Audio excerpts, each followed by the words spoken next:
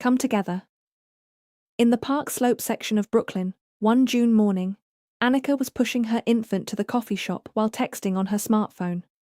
Sasha was arriving from the opposite direction, also texting on her phone. The infants saw it coming, but were unable to warn their mothers. As the two approached, the infants braced themselves for impact, all the while miming a message that was ignored. Traveling at close to 2 miles per hour, the strollers collided head-on directly in front of the cafe. Sasha's infant threw her hands up in the air. Annika's baby mouthed something that looked like WTF. Meanwhile, an alarm went off in police precinct number 78, but I'm getting ahead of myself. Back in 2012, sociology graduate student Karl Lagerfeld was studying population demographics for the Park Slope neighborhood as part of his thesis. He first noticed that a majority of women in Park Slope had developed a concave mound around their belly button. Following this population, he discovered that a little over 8 months later, these same women were pushing strollers around, with wee versions of themselves inside. He reported these preliminary findings to his advisor, who told Karl to conduct a long-term study of the women in Park Slope. Karl hired middle school students to take digital photographs of every woman they saw, noting the time of day, date, and location for each. Aggregating these photos into a database, Karl began to recognize patterns. In the first year, a majority of women dressed in work attire took the subway and left the area for about 8 hours, returning after 5 p.m. In the second year, the same women displayed the previously mentioned mound around their belly button. Karl named this a bump. In the third year, the same population was pushing strollers in the neighborhood and spending most of their time in cafes, parks, and yoga studios. That's when the trouble first started. What began as a small group of women sharing conversation over a latte grew to dozens, then hundreds, then thousands of strollers throughout the neighborhood. Coffee shops that once served 100 people could only hold 35 because strollers took up the space. This did not please the owners of coffee shops, cafes, and other establishments. And because the women who frequented these establishments tended to stay for hours and talk with one another, the revenue for the shops diminished. That doesn't even take into account the 10% of women who brought a dog along with them on their daily errands. Dogs tended to bark whenever another person came close to the baby, which further disturbed the cafe patrons and owners. Karl noticed that some of the women pushing strollers were developing the bump, and that these women would exchange their strollers for double strollers 8 months later, with 2 wee versions of themselves inside. Most of the time, these double strollers position one behind the other, but some strollers created a double-wide position for the infants, and that's when the real trouble began. Not so suddenly, Park Slope wasn't known for great public schools, restaurants, historical buildings and museums anymore, but congestion comparable to that of the rush hour in Manhattan. The congestion got so bad that the borough president demanded some local ordinances to manage the stroller flow and reduce the possibility of accidents. "Who is that professor who has been studying this?" said the borough president. "Karl Lagerfeld, Your Honor, from Brooklyn Tech." "Well, get him in here right away." Karl had just completed a website, babybump.com, which mapped out the locations of mums and strollers and demonstrated it to the borough president. "That's excellent, Karl. May I call you Karl?" "Yes, sir." "Good. Now this is a beginning. But what we really need is real-time information, sort of how the news stations track traffic during rush hour." "Well, then we would need more technology, sir." "What do you mean?" "Well, if we could integrate the website with the Homeland Security cameras on every corner, then we could see video of congestion and stroller accidents." "It's done. Joe, contact Homeland Security and tell them we're tying in the cameras to Karl's babybump.com website." "Right away, Mr. President." The aide rushed out of the room to make it happen. "Now, Karl, we still have a problem. Seeing the congestion and accidents is good, but how do we prevent them from happening? An ounce of prevention is worth a pound of cure, you know." "Yes, sir." "Well, I thought if we could install some stroller lanes on the sidewalk, that would help." "Yes, excellent.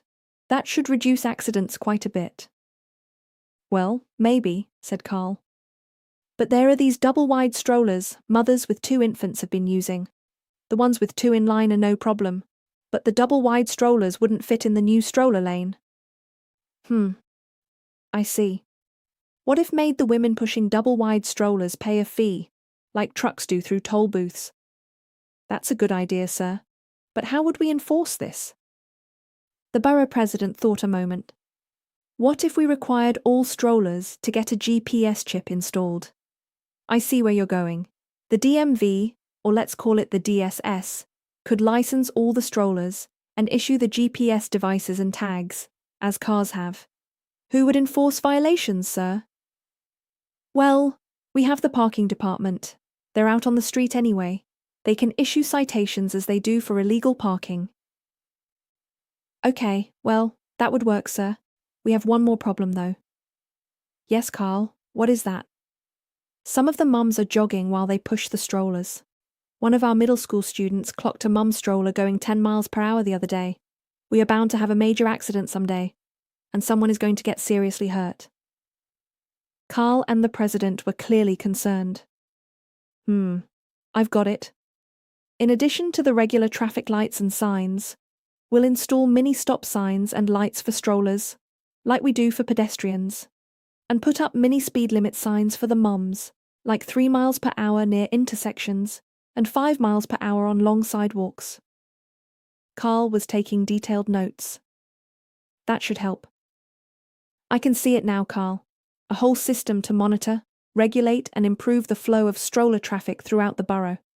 They don't have this in Manhattan, I'll tell you that. The mayor will give me a commendation, don't you think? Quite so, Mr. President. But I think we can do even better. Since we will be installing the GPS chips on the strollers, why couldn't we require the mums to purchase a bumper guard on the front of the stroller? We could link it to the electronics in the GPS. If a mum bumped into another stroller or pedestrian, a ping would go off and notify the appropriate people. The borough president nodded approval. Yes, that's even better. Couldn't we also issue citations for bumping, like reckless driving or strolling? Of course, sir. But where to send the signal of reckless strolling? I know. We could send the signal to the local precinct, put up a big board of the borough, like the subway people have to monitor trains. And if we use the Homeland Security cameras to record video of the infraction, we would have proof. No hassling with people fighting it in court.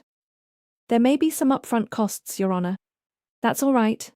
With the money we raise from licensing strollers, fees for double-wide strollers, and citations for reckless strolling, we should be able to cover it.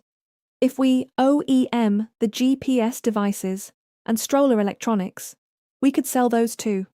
And then there's the extra income we'll get from visitors, unfamiliar with the ordinances, who will stumble into some citations by mistake. Sounds like a plan, Your Honour. May I consult on this with your team here? Of course, Carl. We'll set you up with a desk here. Joe, let's use the room we have for foreign visitors as a war room. Set Carl up there with a desk. He'll be on point for this. And I want this done ASAP. Spare no expense. He looked at Carl. Have we covered everything, son? Well, what about parking strollers while mums are in the cafes, shops, and yoga studios? And there is the problem with dogs barking in cafes. Parking, yes. Joe, have the parking department start painting little lanes for strollers and spaces for the dogs too. Put in mini parking meters, but charge the same as for cars. That should add some revenue and make the mums carry the babies once in a while. Do them good and create more room inside the coffee shops for people. Wait, what if the mum didn't put in enough money for parking the stroller? Just like with cars, sir. We tow it away. Better yet, we sell the stroller? A loud siren interrupted their plans. Sounds like an ambulance, Your Honour.